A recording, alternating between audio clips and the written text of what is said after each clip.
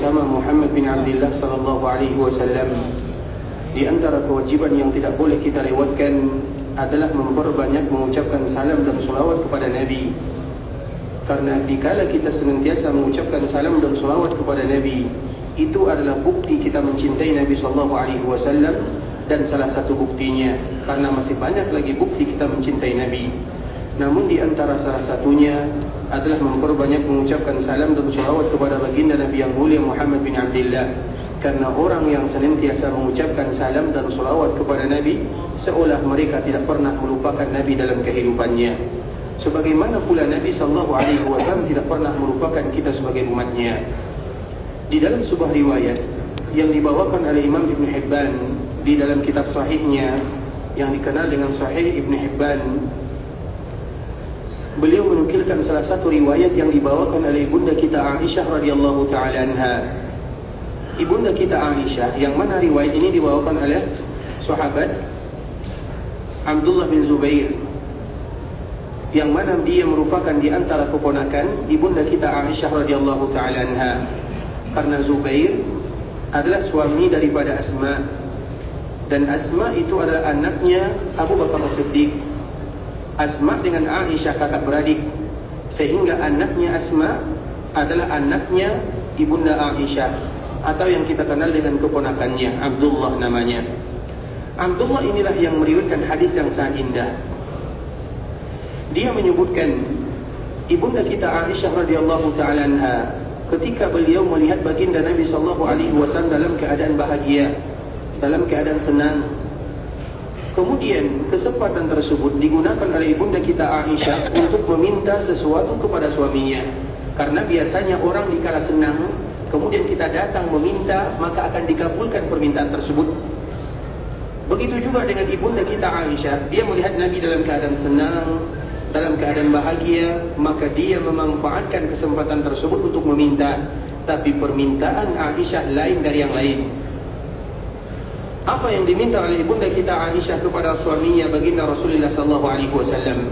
Aisyah mengatakan permintaan yang menunjukkan dia adalah wanita yang akan mendampingi Nabi di dunia dan sampai ke surga. Yang beliau minta kepada Nabi adalah sebuah kalimat, ya Rasulullah, ud'ullah li. Ya Rasulullah, doakan diriku. Itu adalah permintaan ibunda Aisyah radhiyallahu taala anha kepada Nabi sallallahu alaihi wasallam. Kemudian ketika Nabi mendengarkan permintaan yang tidak berat untuk dilakukan, maka di saat itulah Nabi sallallahu alaihi wasallam menghadap ke arah kiblat, mengangkat kedua tangannya, meminta kepada Allah Subhanahu wa taala. Dan di antara salah satu permohonan ibunda atau permohonan baginda Nabi yang mulia, terkhusus kepada ibunda kita Aisyah radhiyallahu taala anha, Nabi menyebutkan, Allahumma ighfir li Aisyah ma taqaddamat min dzambiha wa ma ta'akhkharat wa ma a'lanat wa ma asarrat. Ya Allah, ampunkan dosa Aisyah, ampunkan dosa yang dia lakukan dan yang telah ia lakukan, ampunkan dosa yang dia tampakkan dan yang dia sembunyikan. Sebuah doa yang sangat indah dikhususkan oleh baginda Nabi untuk istrinya tercinta Aisyah radhiyallahu taala anha. Dan Aisyah mendengarkan kalimat ini. Ibunda kita Aisyah mendengarkan doa Nabi sallallahu alaihi wasallam. Kemudian ketika ibunda kita Aisyah mendengarkan doa tersebut, maka beliau bahagia, tersenyum, tertawa, bahkan dagunya sampai menempel di dadanya saking tertawa atau saking bahagianya. Setelah Nabi sallallahu alaihi wasallam berdoa, maka Nabi sallallahu alaihi wasallam melihat ibunda Aisyah sambil bertanya, ayasurruki du'ai? Wahai Aisyah, apakah kamu bahagia dengan doa yang aku panjatkan kepada Allah untuk dirimu? Maka tentu ibunda kita Aisyah mengatakan, iya, siapa yang tidak bahagia kalau Nabi yang mendoakan dirinya? Jangankan Nabi yang mendoakan, kalau sekiranya orang tua kita yang mendoakan kita di kegelapan malam, dia mengatakan, ya Allah, ampunkan anakku, mudahkan urusannya, kita akan bahagia. Apalagi kalau yang mendoakan adalah baginda Rasulullah sallallahu alaihi wasallam. Kemudian dikala ibunda Aisyah ditanya, ayasurruki du'ai? Apakah engkau bahagia dengan doa yang aku minta kepada Allah untuk dirimu? Ibunda Aisyah mengatakan, iya, na'am. Kemudian apa kata Nabi sallallahu alaihi wasallam? Dengarkan ikhwatul Islam, agar kita tahu bagaimana cintanya baginda Nabi kepada kita sebagai umatnya. Nabi menyebutkan sallallahu alaihi wasallam, innaha la du'ai li ummati fi kulli salah. Wahai Aisyah, ketahuilah, doa yang aku minta kepada Allah untuk dirimu, itu jugalah doa yang selalu aku minta kepada Allah untuk semua umatku setiap kali aku melakukan ibadah salat. Artinya ikhwatul Islam, kita tidak tahu berapa kali Nabi melakukan salat siang dan malam. Dalam setiap salat Nabi, maka di antara salah satu doa Nabi, ya Allah ampunkan dosa umatku. Begitu sayangnya Nabi SAW. Nabi tidak pernah melupakan kita sebagai umatnya. Kita sebagai umat yang sering melupakan baginda Nabi SAW. Oleh karenanya ikhwatul Islam, kenapa dianjurkan kita untuk memperbanyak salam dan salawat kepada Nabi? Karena salawat yang kita baca itu artinya adalah doa. Allah bersalawat kepada Nabi artinya pujian. Malaikat bersalawat kepada Nabi artinya istighfar. Kita bersalawat kepada Nabi artinya doa. Sebagaimana Nabi doakan kita siang dan malam, maka kita juga ingin membalas apa yang telah dilakukan oleh Nabi, walau kita sadar bahwa kita tidak akan pernah bisa membalas jasa baginda Rasulullah SAW. Maka jangan pernah bosan mengucapkan salam dan salawat kepada junjungan kita bersama Muhammad bin Abdullah SAW, minimal 10 kali di pagi hari dan 10 kali di sore hari, sebagaimana yang terdapat di dalam zikir pagi dan petang atau zikir pagi dan sore. Allahumma salli ala Muhammad wa ala ahli baitihi wa ala azwajihi wa dhurriyyatihi kama sallaita ala Ibrahim wa ala ali Ibrahim innaka Hamidum Majid. Allahumma barik ala Muhammad wa ala ahli baitihi wa ala azwajihi wa dhurriyyatihi kama barakta ala Ibrahim wa ala ali Ibrahim innaka Hamidum Majid. Ikhwatul Islam, saudara kaum muslimin, para tetamu Allah, para jemaah umrah dan jemaah haji, semoga Allah Subhanahu wa taala memberikan kesehatan dan keberkahan kepada kita bersama. InsyaAllah pada kesempatan kali ini kita akan mengawali pembahasan tentang masalah ibadah rukun Islam yang kelima. Dan kita semuanya tahu hadis yang dibawakan oleh sahabat Abdullah bin Umar radhiyallahu taala anhuma yang dikeluarkan oleh Imam Bukhari dan Imam Muslim, buniyal Islamu ala khams. Sesungguhnya pondasi agama Islam itu ada 5. Yang pertama adalah syahadatu an la ilaha illallah wa anna Muhammadar Rasulullah.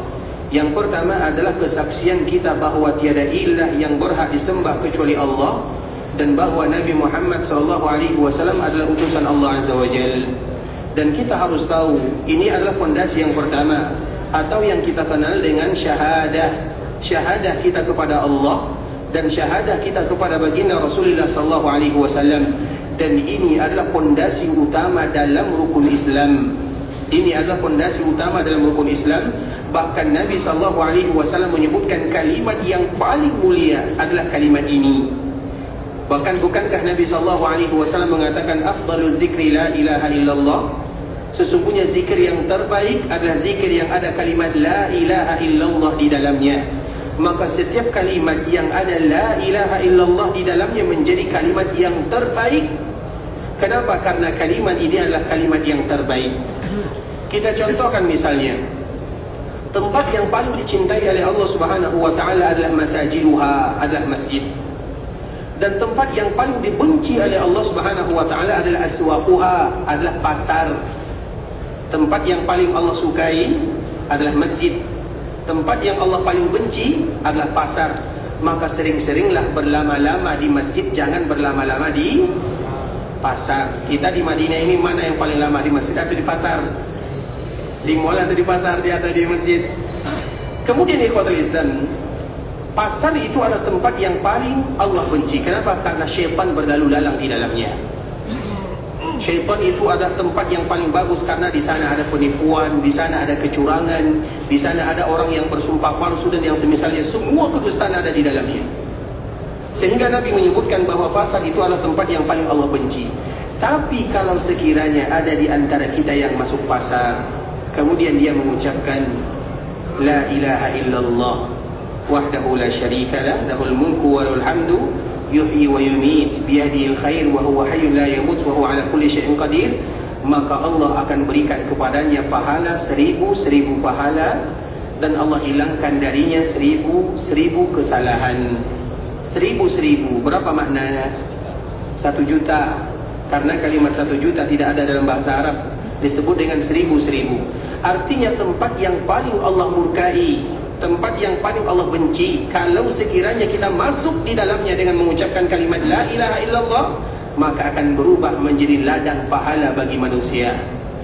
Agar kita tahu bagaimana kemuliaan kalimat la ilaha illallah Muhammadur Rasulullah, maka semestinya kaum muslimin yang pertama kali sebelum mereka melakukan ibadah salat yang berikutnya, kemudian zakat, kemudian puasa, kemudian haji dan umrah, ini yang harus mereka tahu dulu. Kenapa demikian? Karena kalau seandainya kalimat ini pincang, tidak bagus, maka ibadah yang lainnya akan ikut tidak bagus. Percuma ibadah salat, percuma puasa, percuma zakat, percuma haji kalau ini salah, kalau ini keliru.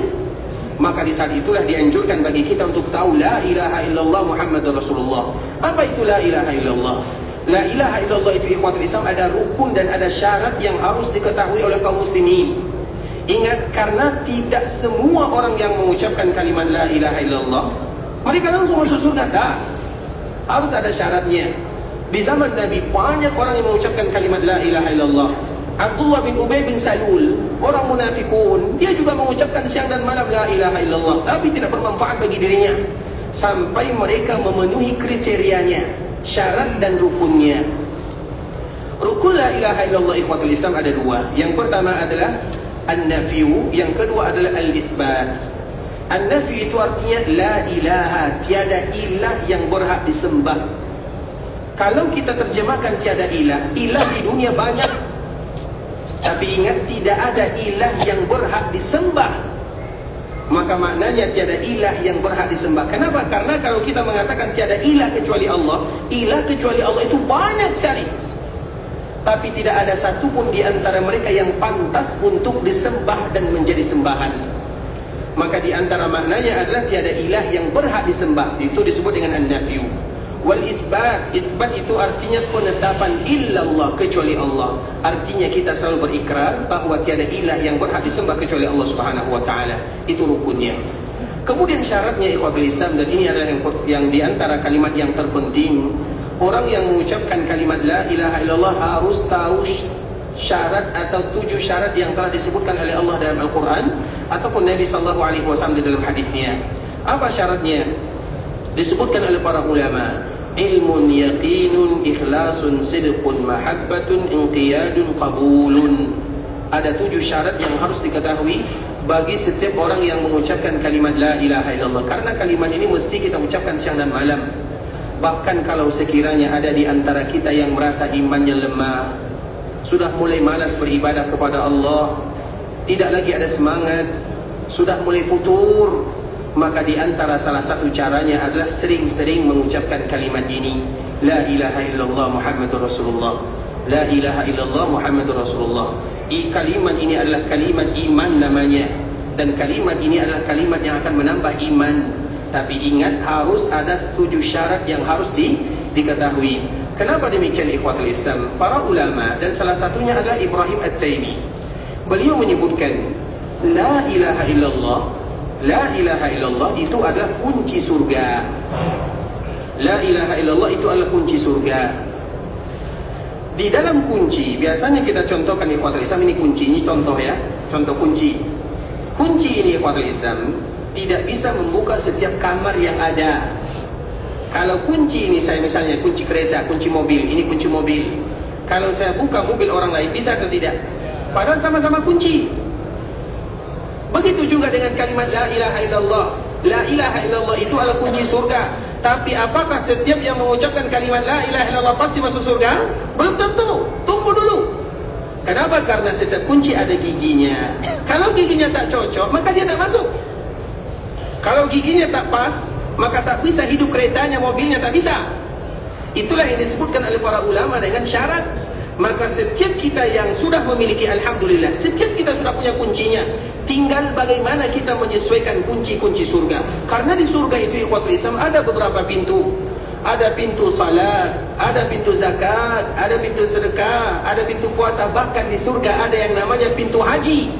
Dan sekarang kita sedang melaksanakan ibadah haji atau ingin melaksanakan ibadah haji, kita tidak ingin salah kunci. Oleh karenanya ikhwatul Islam, itulah yang disebut dengan syarat la ilaha illallah.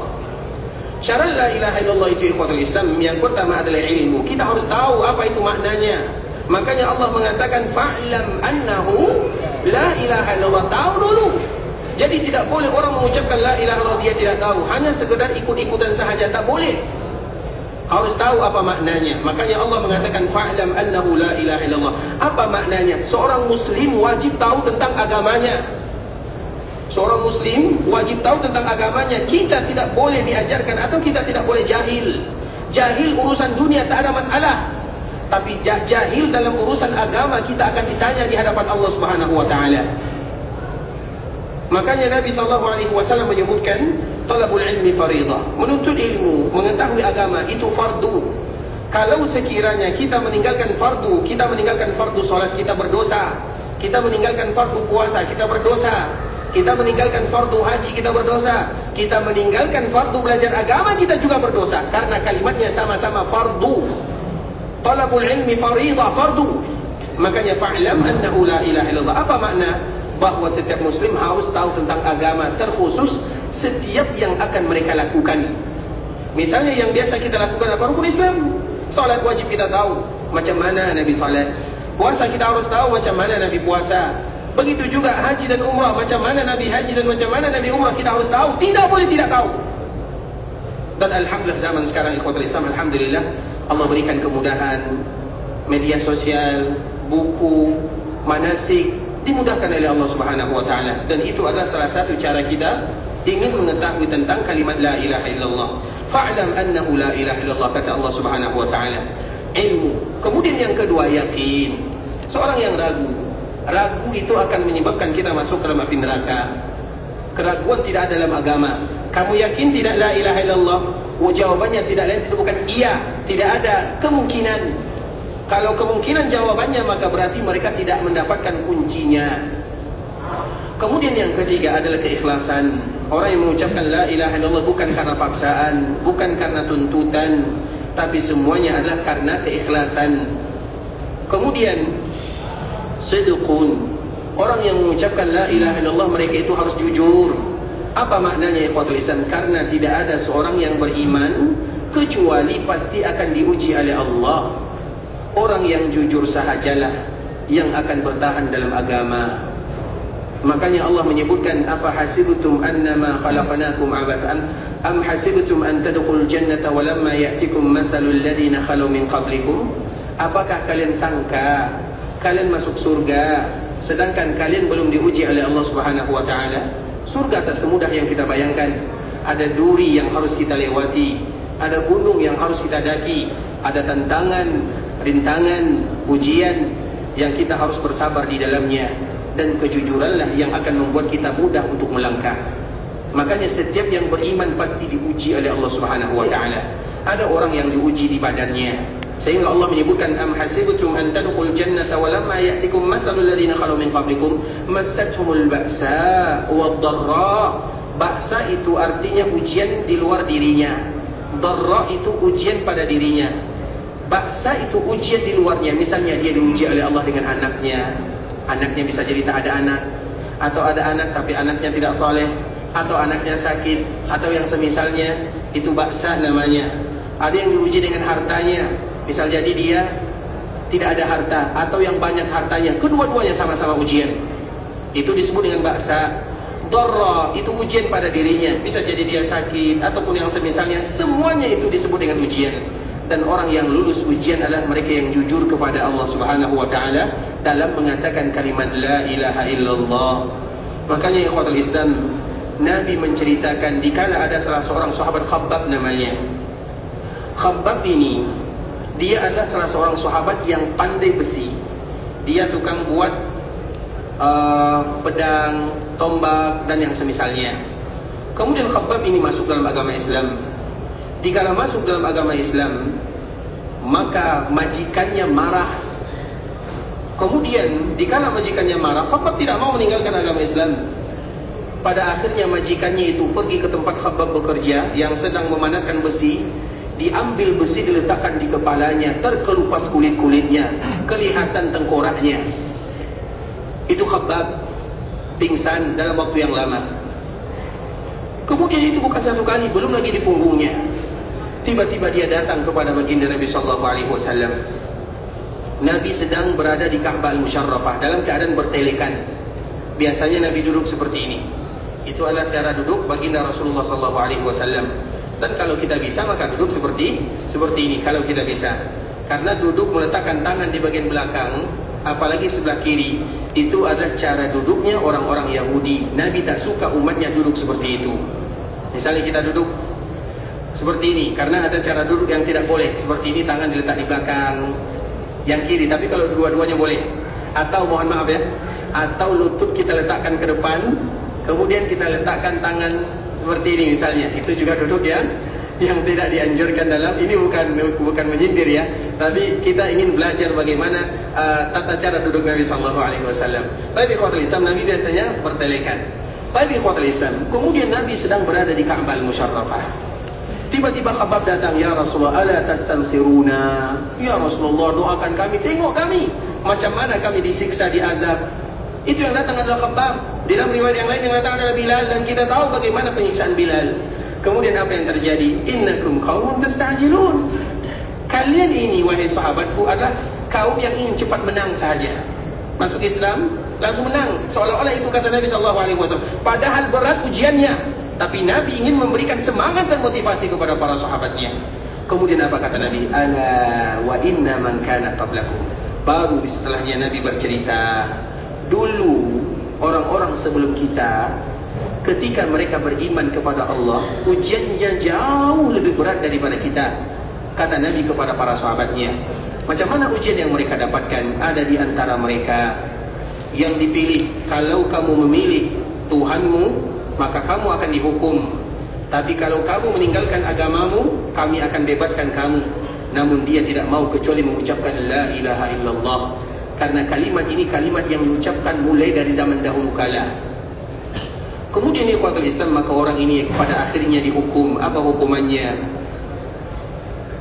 Dikubur badannya separuh, kemudian diletakkan gergaji di atas kepalanya, dan diberikan pertanyaan terakhir, kalau kamu mau meninggalkan kalimat la ilaha illallah, kami bebaskan. Maka dia pun tetap mengatakan la ilaha illallah. Maka gergaji berjalan di atas kepalanya, yang menyebabkan tubuhnya terbelah dua, tapi dia tetap bertahan di dalam kalimat la ilaha illallah. Kemudian Nabi kembali mengatakan, wa inna man kana qablakum. Yang lain, ada juga di antara mereka yang ditanya, dikala mereka mengucapkan kalimat yang mulia, mereka tetap bertahan memilih Allah sebagai Rabbnya. Kemudian apa yang terjadi? Mereka ditangkap, dihukum. Apa hukumannya? Disisir badannya dengan sisir panas yang terbuat dari besi, yang memisahkan antara daging dan tulangnya. Namun itu tidak menyebabkan mereka keluar dari kalimat la ilaha illallah. Kenapa mereka bisa bertahan? Karena kejujuran. Seorang muslim di antara salah satu sifatnya adalah jujur kepada Allah Subhanahu wa taala, jujur beribadah, jujur melakukan kebaikan, jujur dalam mengatakan kalimat la ilaha illallah. Kemudian yang berikutnya ikhwatul Islam, yang kelima, mahabbah. Tidak ada satupun di antara kita yang mengucapkan kalimat ini kecuali mencintai. Siapa yang harus dicintai? Semuanya. Mencintai Allah, mencintai Rasulnya, mencintai kaum muslimin, mencintai kalimat ini. Maka apabila seseorang masih ada hasad dan dengki dalam hatinya, macam mana mereka bisa menerapkan kalimat la ilaha illallah? Kalimat la ilaha illallah itu adalah kalimat pintu surga, dan surga tidak mau menerima kecuali mereka yang bersih hatinya. Tidak ada hasad, tidak ada dengki.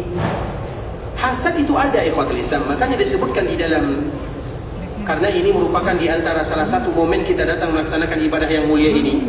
Karena di antara salah satu hasad, orang yang hasad benci, suka mencerita, memutuskan hubungan rahim.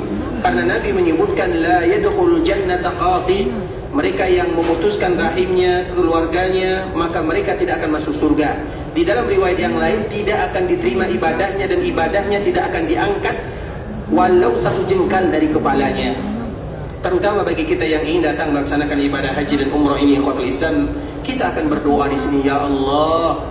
Tapi dalam hati kita ada hasad, ada masalah dengan orang tua, ada masalah dengan saudara, ada masalah dengan paman, ada masalah dengan bibi, ada masalah dengan adik kakak. Ingat, sebelum kita datang ke sini, hubungi, telepon mereka, minta maaf. Mereka yang bersalah kita maafkan, kita yang bersalah kita minta maaf. Karena kalau tidak demikian, percuma kita mengangkat kedua tangan di samping Ka'bah Al-Musharrafah. Kemudian ikhwatul Islam, mahabbah, mencintai. Hasad itu ada. Setiap muslim ada hasadnya. Tapi seorang yang betul-betul seorang muslim, mereka akan simpan. Orang yang muslimnya tidak jujur, maka mereka akan tampakkan. Itulah perbezaannya. Oleh karenanya mahabbah, mencintai Allah sudah pasti, mencintai baginda Nabi sudah pasti, mencintai kaum muslimin sudah pasti. Sehingga dikala kita berada di sini, kita tidak ada masalah satupun dengan saudara kita kaum muslimin. Kemudian qabul. Qabul itu artinya ikhwatul Islam, menerima semua apa yang Allah sebutkan dan menerima semua apa yang Nabi katakan. Bisa kita masuk akal atau tidak masuk akal, maka disebut dengan qabul. Orang yang masih bertanya kenapa, maka ingat belum ada qabul dalam hatinya. Misalnya, Ustaz, kenapa salat subuh itu ada 2? Kenapa maghrib 3? Kenapa zuhur 4? Kenapa? Berarti mereka belum ada qabul di dalam hatinya. Qabul itu apa maknanya? Apapun aturan Allah, aturan Nabi, sami'na wa ata'na, itu disebut dengan qabul. Tambah banyak bertanya. Seorang muslim, mereka tidak banyak bertanya, tapi mereka lebih banyak beribadah daripada bertanya. Karena orang yang banyak bertanya sulit beribadah. Makanya di dalam ayat yang semua kita hafal, ayat ini menyebutkan siapa seorang mukmin.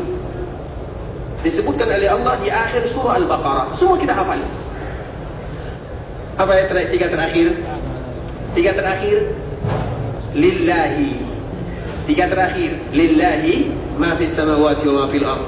Kemudian apa sambungannya? Wa in tubdu ma fi anfusikum aw tukhfuhu yuhasibkum bihillah. Ayat ini dikala turun, para sahabat semua mereka datang kepada Nabi. Kemudian mereka bertanya, ya Rasulullah, ada ayat yang sulit bagi kami untuk menerapkannya, melakukannya. Nabi bertanya, ayat yang mana? Maka mereka menyebutkan lillahi ma fis samawati wa ma fil ardh wa in tubdu ma fi anfusikum aw tukhfuhu yuhasibkum bihillah. Ayat ini ikhwatul Islam, ayat yang sangat berat. Kalau ayat ini tidak dihapus oleh Allah, semua kita tidak ada yang masuk surga. Dari mana datang berat ayat ini? Kita baca maknanya. Lillahi ma fis samawati wa ma fil ardh. Yang punya langit dan bumi adalah Allah. Wa in tubdu ma fi anfusikum aw tukhfuhu yuhasibkum billah.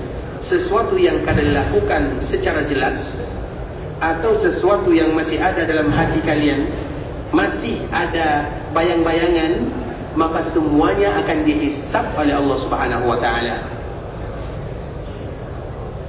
Sudah tahu di mana beratnya ayat ini? Kita ulang lagi. Biasanya ikhwatul Islam, urusan hati itu tidak dihisab sampai dilakukan atau sampai diucapkan. Tapi ayat ini mengatakan apapun yang ada dalam hati kalian, maka semuanya akan dihisab. Kadang-kadang ikhwatul Islam, hati kita ini terlalu banyak buruknya. Kita ingin ini, kita jahat kepada ini, tapi itu masih dalam hati. Di dalam hukum Islam tidak berdosa sampai kita lakukan. Tapi ayat ini mengatakan semua yang ada dalam hati kalian akan dihisab oleh Allah Subhanahu wa taala. Dan itulah yang menyebabkan ayat ini berat. Artinya apapun yang kalian lakukan secara terang-terangan, secara jelas, dan apa yang masih ingin kalian lakukan belum dilakukan, maka itu semuanya sudah dihisab. Kalau hati dihisab ikhwatul Islam, yang ada dalam dada ini masih ingin kita lakukan, belum kita lakukan dihisab, macam mana kita nak masuk surga? Hati kita itu penuh dengan sesuatu yang berat. Makanya tadi kita menyebutkan satu-satunya hati yang bersih itu hanya hati baginda Muhammad bin Abdullah sallallahu alaihi wasallam. Dan itu pun karena malaikat Jibril datang membelah dada Nabi dikala Nabi berumur 4 tahun, kemudian diambil hati Nabi ada warna hitam. Kemudian apa kata Nabi? Hadza hadzuz syaitan min, kata Jibril kepada Nabi, ini adalah bagian syaitan di dalam hatimu. Dikeluarkan oleh Jibril, dibersihkan, dibasuh dengan air Zam-Zam. Makanya kalau ada di antara kita yang banyak hasadnya, banyak cemburunya, banyak irinya, Zam-Zam minum, letakkan di dada, berdoa kepada Allah, ya Allah hilangkan rasa hasad, hilangkan, bersihkan dada kami ini, agar kami menjadi orang yang tidak memiliki apapun masalah dengan orang lain. Kemudian ikhwatul Islam, artinya ini berat karena di dalam hati kita ini satu-satunya yang dijamin Nabi, yang lain berarti tidak dijamin. Berarti semua kita ada hitam di dalam hatinya, semuanya. Nah kalau ini dihisab, semua kita sulit masuk surga, tak ada yang masuk surga. Makanya para sahabat datang mengadu kepada Nabi, ya Rasulullah, ayat ini berat sekali. Maka apa kata Nabi? Nabi tidak memberikan jawaban, tapi Nabi hanya mengatakan, apakah kalian ingin sama dengan ahlul kitab? Ahlul kitab setiap ada perintah Allah, setiap ada aturan Allah, mereka mengatakan sami'na wa asaina. Kami dengar, tapi kami tak nak melakukannya. Itu ahlul kitab. Kalian ini bukan ahlul kitab. Faqulu sami'na wa ata'na. Katakan sami'na wa ata'na. Dikala para sahabat mendengarkan nasihat Nabi, semua mereka mengatakan sami'na wa ata'na. Baru saja mereka mengatakan sami'na wa ata'na, Allah turunkan ayat berikutnya. Apa ayat berikutnya? Amanar Rasul bima unzila ilaihi min rabbih wal mu'minun kullun amana billahi wa malaikatihi wa kutubihi wa rusulihi la nufarriqu baina ahadin min rusulihi wa qalu sami'na wa ata'na. Siapa yang mengatakan kalimat ini? Sahabat yang tadi. Walau berat bagi kalian perintah Allah, walau sulit bagi kalian melakukannya, tetap katakan sami'na wa ata'na. Dilakukan atau tidak dilakukan urusan kedua.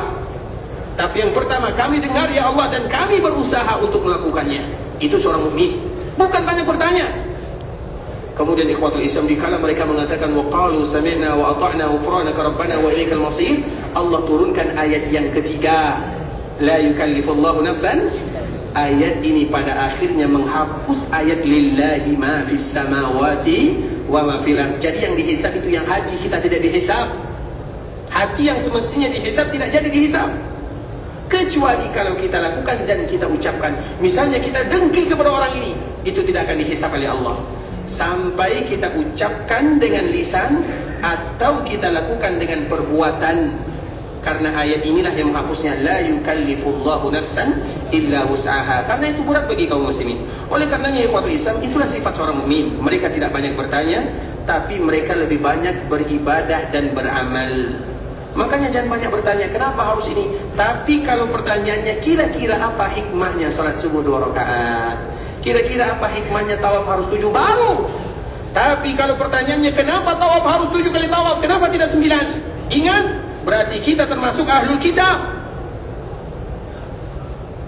Makanya seorang mukmin kabul, apapun yang Allah perintahkan, apapun yang Allah sebutkan, kabul. Itulah konsekuensi daripada la ilaha illallah, kabul. Terima semuanya. Kemudian kalau mereka mencari hikmahnya, sila, tidak menjadi masalah. Karena kita ikhwatul Islam, hikmah itu adalah penunjang, penguat, tapi bukan tiang utama. Bisa dipahami? Kita tahu hikmah, alhamdulillah. Tak tahu hikmah, kita tetap beribadah kepada Allah Subhanahu wa ta'ala. Karena orang-orang yang suka-suka cari hikmah, apa hikmahnya? Kalau mereka tak dapat hikmah, mereka tak mau beribadah. Tapi seorang mukmin tidak ada hikmah, alhamdulillah. Tak ada hikmah juga tidak menjadi masalah. Yang penting bagaimana mereka berubudiyah dan beribadah. Qabul namanya. Kemudian inqiyad. Inqiyad itu artinya tunduk. Tidak jauh berbeza dari qabul ini. Inqiyad itu tunduk terhadap semua aturan Allah Subhanahu wa taala. Itulah syarat la ilaha illallah. Paham sampai di sini ya? Baik, siapa yang bisa ulang syarat la ilaha illallah? Siapa yang bisa ulang? Silakan. Yang pertama ilmu. Yang kedua yakin. Ikhlas. Jujur. Mahabbat. Satu-satu ya. Kalau jawab sama-sama semua oke. Tapi satu-satu takut kan? Baik, sila. Apa? Apa? Ini wajib belajar tajwid nanti ya. Apa? Di Masjid Nabawi ada tahsin untuk jemaah, tahsin baca Quran, tahsin belajar bahasa Arab. Nanti ikut ya. Baik, apa? Qabul. Baik, yang ke-6, yang ke-7. Apa? Apa bahasa Arab tunduk? Masya Allah. Ini kita tentang manasik haji dan umrah ya. Semoga memberikan manfaat nanti ya. Baik. Wa iyyakum. Itu adalah tentang rukun Islam yang pertama. Ini penting sekali karena ini pondasi dasar semua. Kalau ini oke, ibadah yang lain akan ikut aman. Ibadah salat itu mudah kalau kita aman masalah la ilaha illallah. Ibadah puasa juga tak masalah kalau kita masalah la ilaha illallah aman. Makanya la ilaha illallah adalah pondasinya. Baik ikhwatul Islam. Yang kedua adalah iqamis salat, melakukan ibadah salat. Dan kita tahu selama kita berada di tanah haram, semalam kita telah menjelaskan bahwa ibadah yang disebutkan kelipatan pahalanya adalah ibadah salat. di Masjid Nabawi, siapapun yang salat, baik itu salat wajib, salat sunnah, salat jenazah, pahalanya berapa? Tak 1000, lebih daripada 1000. Itu kalau salat sendiri. Kalau salat jemaah berapa? 27, berarti kali 1000 berapa? Lebih daripada 27. Paham akan betapa besar pahala yang Allah berikan? Begitu juga dengan ibadah yang kita lakukan di tanah haram Makkah. Berapa pahalanya? Lebih daripada 100.000. Kalau itu salat sendiri. Kalau salat jemaah dikalikan lagi 27, agar kita tahu uang yang kita keluarkan untuk haji, keluarga yang kita tinggalkan, pekerjaan yang kita korbankan, tak ada nilainya dengan pahala yang dijanjikan oleh Allah Subhanahu wa taala. Maka jangan ada kaum muslimin yang salat di hotel. Bisa dipahami? Salatnya di Masjid Nabawi atau di Masjid Haram Makkah. Kalau Makkah lain cerita, nanti akan kita bahas. Karena Makkah itu agak sedikit lain. Makkah itu kemuliaannya luar biasa, nanti akan kita sebutkan. Sedangkan di Madinah, alhamdulillah, jangan ada yang salat berjamaah di hotelnya. Salat berjamaah di sini. Alhamdulillah orang tak banyak ya. Tapi insyaAllah esok penuh lagi. Makanya sekarang kesempatan salat di dalam masjid, usahakan di bagian dalam, jangan bagian luar. Usahakan bagian dalam, jangan bagian luar. Kalau seandainya tak dapat tempat, baru kita bagian luar.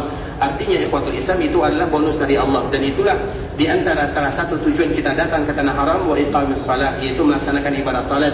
Kita jaga salat kita ikhwatul Islam. Kita menjaga salat bukan 8 hari, tapi seumur hidup.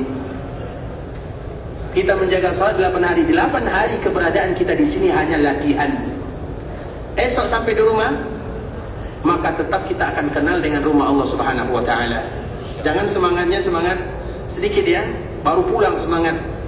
Kemudian hari kedua mulai malas. Hari ketiga datang pas orang azan. Hari keempat datang pas orang iqamat. Hari kelima dia jadi imam masbuk tapi. Artinya ya kalau Islam jangan seperti itu. Artinya semangatnya tetap dipertahankan. 8 hari di Madinah, kemudian nanti kurang lebih 30 hari di Mekah, itu latihan. Karena haji mabrur atau umrah mabrurah nilainya bukan di sini. Di sini kita beribadah biasa. Kenapa biasa? Karena semua kita datang ke sini untuk beribadah. Ada yang datang ke sini untuk kerja atau berniaga? Tak ada. Kita datang ke sini betul-betul fokus beribadah. Sehingga beribadah di Mekah itu mudah. Beribadah di Madinah juga tak sulit. Kenapa? Kita datang beribadah. Pekerjaan tak ada. Kawan-kawan semuanya semangat beribadah. Tempat mulia membuat kita semangat beribadah. Jadi beribadah di sini itu biasa. Yang luar biasa dikala ibadah itu masih kita lakukan di kampung halaman. Nanti akan kita bahas tentang masalah mabrur. Tapi ikhwatul Islam, kemudian wa iqamis shalah wa ita'iz zakat, membayar zakat. Zakat kita tahu semuanya, zakat itu banyak macamnya ya. Zakat itu disebut dengan zakat. Zakat itu artinya disebut dengan zakah. Zakat itu artinya adalah orang yang berzakat adalah orang yang ingin membersihkan hati dan jiwanya serta hartanya. Makanya orang yang berzakat, Nabi berselawat kepadanya untuknya. Jadi kita berselawat kepada Nabi. Apakah Nabi berselawat kepada umatnya? Iya, Nabi juga berselawat. Kepada siapa Nabi berselawat? Kepada orang yang bayar zakat. Makanya Allah menyebutkan, khudh min amwalihim shadaqatan tutahhiruhum wa tuzakkihim biha wa salli alaihim. Wa salli alaihim. Wahai Muhammad, berselawatlah kepada mereka yang menunaikannya. Dan zakat itu ikhwatul Islam adalah terutama, ingat ya, semua ibadah yang kita lakukan di tanah haram, maka nilainya tak sama dengan ibadah yang kita lakukan di tanah halal. Dan kita sekarang sedang berada di tanah haram, bukan tanah halal. Kenapa kita mengatakan yang demikian? Agar kita berjaga-jaga. Dikala kita berada di tanah haram, jaga lisan, jangan ucapkan kecuali yang baik. Jaga mata, jangan pandang kecuali yang Allah ridhai. Jaga telinga, jangan banyak cerita-cerita yang ghibah, yang namimah. Dengarkan ini, dengarkan itu, tak usah. Kita fokus jaga telinga, mendengarkan apa yang Allah ridhai. Jaga tangan, jaga kaki, jaga hati, jaga semua jasad. Kenapa? Karena kita berada di tanah haram, bukan berada di tanah halal. Dan haram itu artinya adalah menghormati. Hormat itu bahasa Arab diambil dari kata-kata hurmah. Hurmah Kurma itu keharaman, diharamkan. Apa makna diharamkan? Artinya kita harus menjaga tanah haram ini untuk berjaga-jaga dan beribadah. Artinya jangan kita lalai dari beribadah kepada Allah Azza wa Jalla. Karena kita selalu menyebutkan ikhwatul Islam, orang yang datang ke kota Madinah, terkhusus kita berada di kota Madinah ya, kita berada di tempat yang mulia, berada di tanah haram, dan di antara salah satu kelebihan yang ada di Madinah yang tidak didapatkan di dunia manapun adalah keberadaan baginda Nabi di Madinah. Dan siapapun yang berada di Madinah berarti seolah mereka menjadi tetangga Nabi sallallahu alaihi wasallam. Bukankah itu sebuah kemuliaan ketika kita menjadi tetangga Nabi? Apakah pantas dikala kita menjadi tetangga Nabi kemudian kita dengar musik misalnya? Contoh yang lain, mohon maaf ya, merokok, contoh-contoh ya. Ini tak menyindir ya. Contoh misalnya, tetangga Nabi sallallahu alaihi wasallam. Apa yang kita inginkan jika kita bertetangga dengan Nabi di dunia? Apa yang kita inginkan? Semoga nanti di akhirat kita juga bisa bertetangga dengan Nabi sallallahu alaihi wasallam. Maka jadilah tetangga yang terbaik untuk manusia yang terbaik. Itu disebut dengan haram. Haramkan tanah haram. Haram akan menjadi haram. Tapi banyak orang yang tidak mengharamkan tanah haram. Mereka tak tahu apa yang mereka ucapkan. Mereka tak tahu apa yang mereka tengok. Mereka tak tahu apa yang mereka lakukan. Sama saja halal dengan haram, sama saja. Berarti haram tidak haram bagi dirinya. Maka haramkanlah tanah haram dengan beribadah kepada Allah Subhanahu wa taala. Makanya waktu kita ini ikhwatul Islam, kalau tak ada kegiatan duduk saja dalam masjid walau kita tidur. Kalau tak ada kegiatan duduk saja dalam masjid. Karena kalau kita keluar apa yang kita nampak? Semua kita nampak. Semua. Kurma ada 100 macam. Sajadah ada 50 merek. Apa lagi? Semua kita nampak. Dan semua kita nak bawa. Tapi apalah daya, bagasi hanya 20 kilo. Contoh misalnya, sulit ikhwatul Islam. Kalau itu yang kita cari sulit. Tapi Masjid Nabawi satu-satunya di dunia, tak ada duanya. Kemana lagi kita akan cari masjid baginda Rasulullah sallallahu alaihi wasallam. Artinya semua ibadah yang kita lakukan di sini dianjurkanlah melakukannya. Kenapa demikian? Karena kita berada di tanah haram, semua ibadah akan dilipat gandakan pahalanya, semuanya tanpa terkecuali. Tapi Allah tidak sebutkan berapa kelipatannya. Kalau kita puasa di tanah haram tak sama dengan kita puasa di tanah halal, tak sama. Misalnya kalau kita di sini, Ustaz boleh tak kita misalnya puasa Senin Kamis? Sila, itu dianjurkan, bahkan bagus. Karena kita berada di tanah haram. Ustaz boleh tak kita bersedekah di sini? Dianjurkan karena kita berada di tanah haram. Semua ibadah lakukan. Quran yang kita baca sama, ayatnya juga sama, tapi pahala tak sama. Zikir yang kita ucapkan juga sama, pahala tak sama. Sedekah yang kita lakukan juga sama, tapi pahala tak sama. Kenapa? Karena berbeza lokasinya. Lokasinya adalah lokasi yang diharamkan oleh Allah Subhanahu wa taala. Begitu juga ikhwatul Islam wa zakat. Kemudian wal hajj. Ini adalah di antara pembahasan yang akan kita angkat pada kesempatan kali ini. Kemudian wasami Ramadan dan juga berpuasa. Nah, sebelum kita lanjutkan tentang haji ikhwatul Islam, ibadah haji.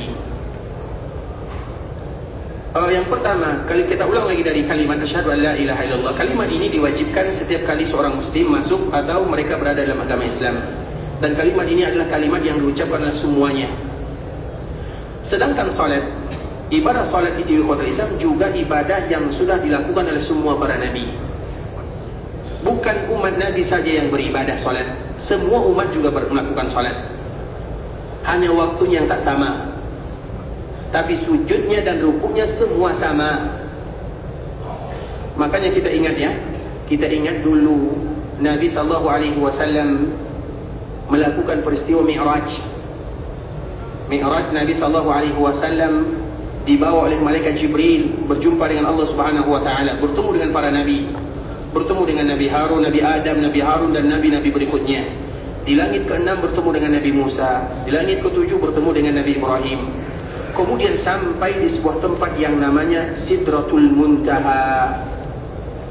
Sidratul Muntaha disebut dengan Sidratul Muntaha diambil dari kata-kata sidrah.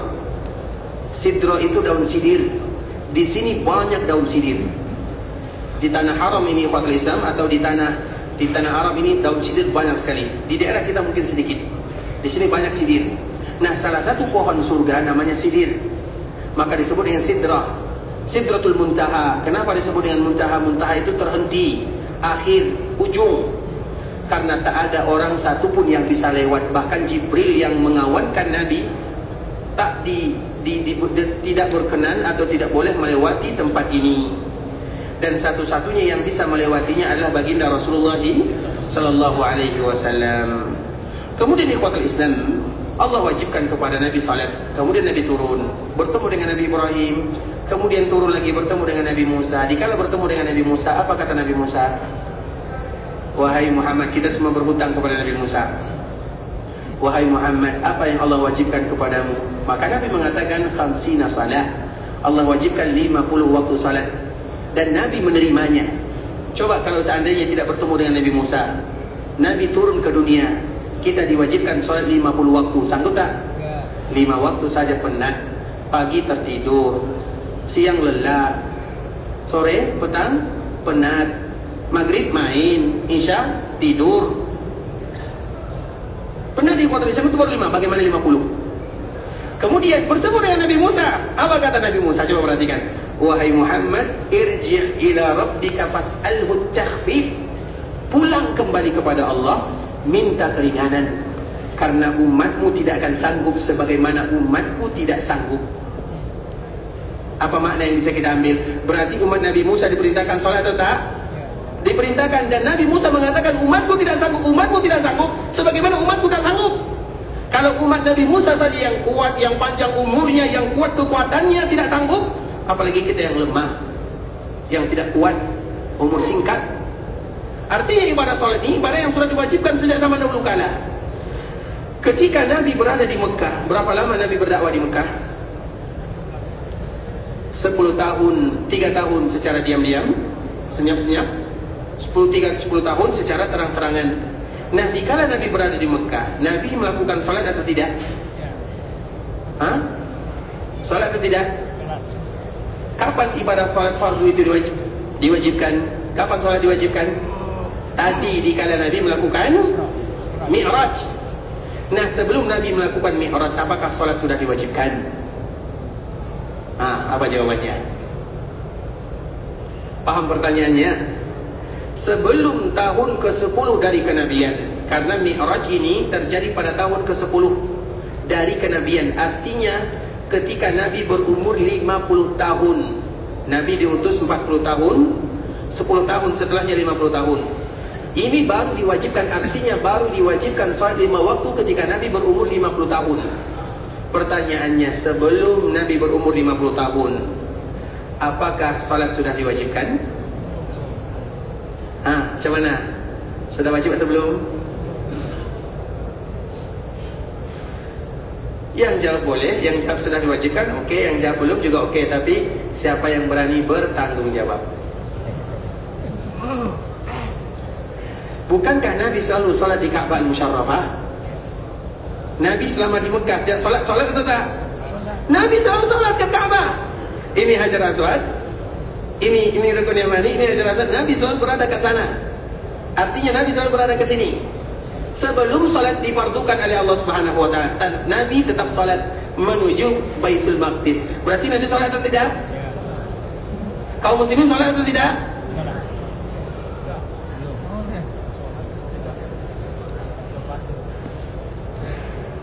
Salat itu sudah diwajibkan kepada kaum muslimin sebelum salat fardu diwajibkan. Tapi yang diwajibkan lain. Yang diwajibkan itu adalah salat malam.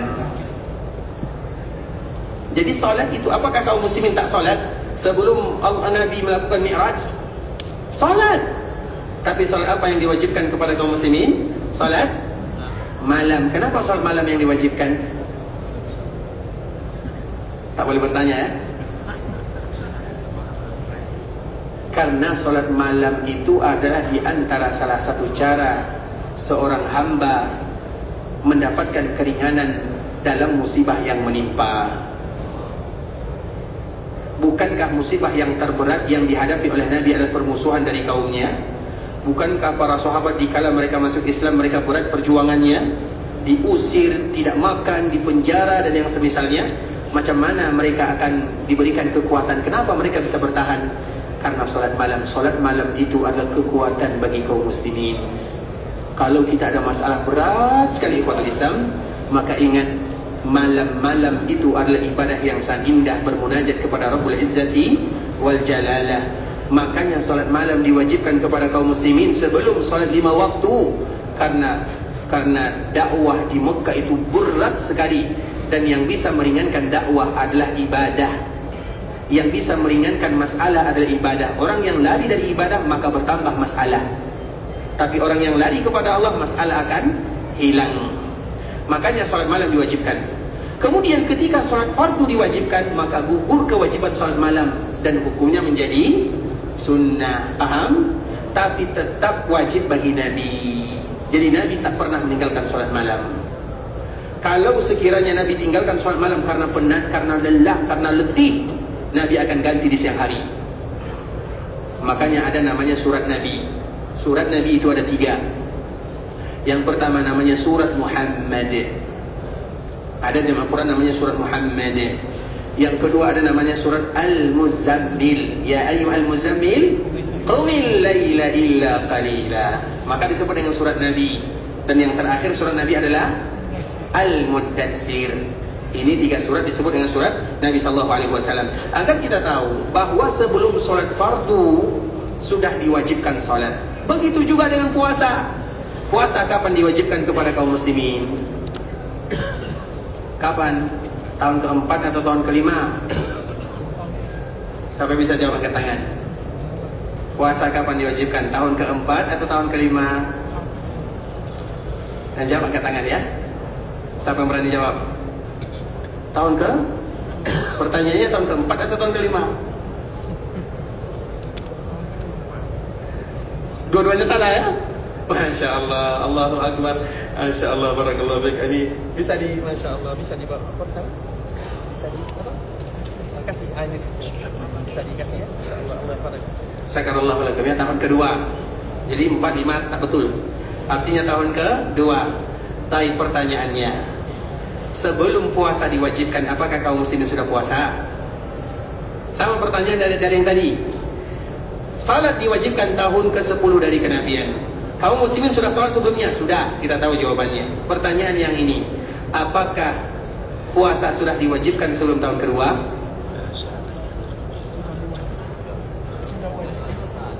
Yang mengatakan sudah diwajibkan apa alasannya dan puasa apa? Sudah diwajibkan ikhwatul Islam, dan yang diwajibkan itu adalah puasa Asyura. Sekarang kembali kepada haji. Kapan haji diwajibkan? Tahun ke-8? Masya Allah, tahun ke? Betul, tahun ke-8 Hijriah. Masya Allah, sila. Bisa di, Masya Allah, sila. Terima kasih Pak ya, Masya Allah. Semoga bermanfaat ya, walau jawabannya salah. Barakallahu fikum. Tahun ke-8 tambah 1? 9. Salah juga ya, untung tak dijawab tadi. Tapi kalau tulisan berarti haji baru diwajibkan pada tahun ke-8 itu Fathu Makkah, dan haji baru pada tahun ke-9 Hijriah. Haji tahun ke-9 Hijriah, apakah orang-orang Quraisy dulu tidak melaksanakan ibadah haji? Bisa dipahami? Sama pertanyaannya yang tadi. Haji ikhwanul Islam diwajibkan kepada Nabi dan kaum muslimin pada tahun ke-9 Hijriah. Sebelum tahun ke-9 Hijriah ini, apakah haji sudah diwajibkan?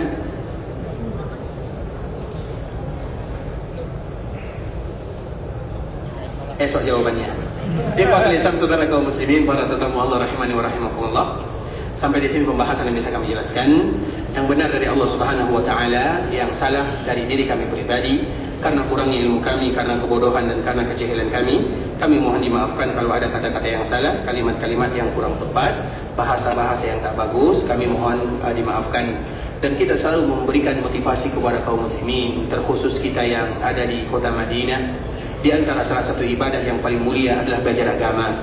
Duduknya kita di sini ikhwatul Islam, di samping kita menunggu salat, kita juga berniat untuk i'tikaf. Kita juga berniat mendengarkan ayat-ayat Allah, mendengarkan hadis-hadis Nabi. Berniatlah untuk belajar agama Allah Subhanahu wa taala. Mengapa demikian? Karena Nabi SAW menyebutkan dalam hadis yang dikeluarkan oleh Imam Ibnu Majah dari sahabat Abu Hurairah radhiyallahu taala anhu, Man jaa masjidi hadha lam ya'tihi illa li khairin yata'allamuhu aw yu'allimuhu fahuwa bimanzilati al-mujahidi fi sabilillah wa man jaa li ghairi dhalika fahuwa bimanzilati ar-rajul yanzuru ila mata'i ghairi. Siapapun yang datang ke masjidku ini, di Masjid Nabawi, di samping dia ingin salat, di samping dia ingin berzikir, tapi dia juga ingin belajar agama Allah Azza wa Jal, maka dia sama dengan orang yang sedang berjihad di jalan Allah Subhanahu wa ta'ala. Berjihad itu tidak mesti dengan pedang, tidak mesti dengan senjata, tapi duduk di dalam Masjid Nabawi belajar agama itu juga disebut dengan jihad di jalan Allah Subhanahu wa ta'ala. Dan semoga duduknya kita di sini terhitung sebagai jihad di jalan Allah Subhanahu wa ta'ala. Namun sambungan hadisnya, wa man jaa'a li ghairi dzalik, barang siapa yang datang ke Masjid Nabawi tak ada niat untuk belajar agama, datang sekadar datang, kemudian mereka pulang meninggalkan Masjid Nabawi dan kota Madinah, fa huwa bi manzilatir rajul yanzuru ila mata'i ghairi, maka dia ibarat orang yang hanya sekedar memperhatikan perhiasan dan warisan yang dibawa pulang oleh kawannya. Seolah-olah Nabi SAW mengatakan siapapun yang belajar agama di dalam Masjid Nabawi, yang dia bawa pulang adalah warisan Nabi SAW, walau satu ayat, walau satu hadis Nabi. Kenapa demikian ikhwatul Islam? Karena Nabi, innal anbiya lam yuwarithu dinaran wala dirhama wa innama warathul ilma. Para Nabi dan para Rasul, terkhusus baginda Nabi yang mulia, tidak meninggalkan dinar dan dirham. Kalau dinar dan dirham yang Nabi tinggalkan kepada kita, niscaya kita akan berpecah belah. Tapi yang ditinggalkan oleh Nabi adalah wahyu ilahi, Al-Quran dan sunnahnya. Siapapun yang mengambil itu di kota Madinah, di Masjid Nabawi, berarti mereka membawa pulang warisan Nabi.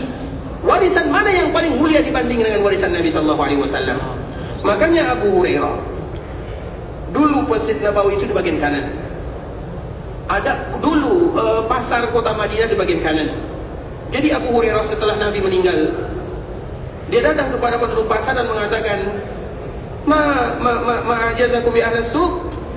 Dalam hadis yang dikeluarkan oleh Imam Tabrani, kenapa kalian, apa yang membuat kalian ini lemah wahai orang-orang yang ada di pasar? Artinya kenapa kalian tidak mengambil bagian? Mereka bertanya, bagian yang mana? Tidakkah kalian tahu bahwa sekarang di dalam Masjid Nabawi sedang dibagikan warisan? Ketika mereka mendengarkan warisan, yang terbayang kalau warisan itu apa? Dinar, dirham, uang, rupiah, rial, ringgit. Itu yang kita bayangkan. Semua penduduk pasar yang tadi bekerja di pasar, semuanya lari ke Masjid Nabawi, karena yang mereka bayang uang dibagi-bagi. Ada dinar, ada dirham. Abu Hurairah mengatakan yang demikian. Kemudian sampai mereka di Masjid Nabawi, mereka terkejut, kaget. Mana warisan? Tak ada warisan dibagikan. Mereka pulang lagi kepada Abu Hurairah. Ya Abu Hurairah, mana warisannya? Tak ada warisan dibagikan. Apa kata Abu Hurairah? Apa yang kalian tengok di Masjid Nabawi? Mereka mengatakan, kami menengok ada orang yang duduk belajar halal haram. Belajar halal haram itu artinya belajar agama. Ada yang intinya belajar agama Allah. Apa kata Abu Hurairah? Itulah zaka mirasun Nabi sallallahu alaihi wasallam. Itulah warisan Nabi sallallahu alaihi wasallam. Di samping kita beribadah di kota Madinah, terkhusus di dalam Masjid Nabawi, maka jangan kita hilangkan warisan Nabi sallallahu alaihi wasallam. Warisan Nabi yang akan membuat kedekatan kita dengan Nabi sallallahu alaihi wasallam. Warisan Nabi adalah di antara bekal kita bertemu dengan Allah, bekal kita berjumpa dengan baginda Rasulullah sallallahu alaihi wasallam. Maka ambil bagian warisan. Di dalam Masjid Nabawi ini, ikhwatul Islam, ada halaqah Quran. Yang tak pandai baca Quran, belajar walau hanya 5-4 hari, tapi belajar. Yang sudah pandai baca Quran, belajar lagi untuk hafalan atau untuk cara membaca tahsin. Duduk di Masjid Nabawi, dengarkan satu hadis atau satu ayat, semua disebut dengan warisan baginda Rasulullah sallallahu alaihi wasallam. Dan semoga kita semuanya membawa pulang warisan Nabi sallallahu alaihi wasallam. Kita berharap, bermohon kepada Allah Subhanahu wa taala agar Allah Subhanahu wa taala menjadikan perkumpulan kita ini perkumpulan yang memberikan keberkahan dalam kehidupan, perkumpulan yang bisa memberikan keberkahan dalam setiap usaha, perkumpulan yang memberi keberkahan dalam anak dan keluarga, perkumpulan yang bisa menggugurkan dosa, dan perkumpulan yang bisa menurunkan ampunan dari Allah Subhanahu wa taala.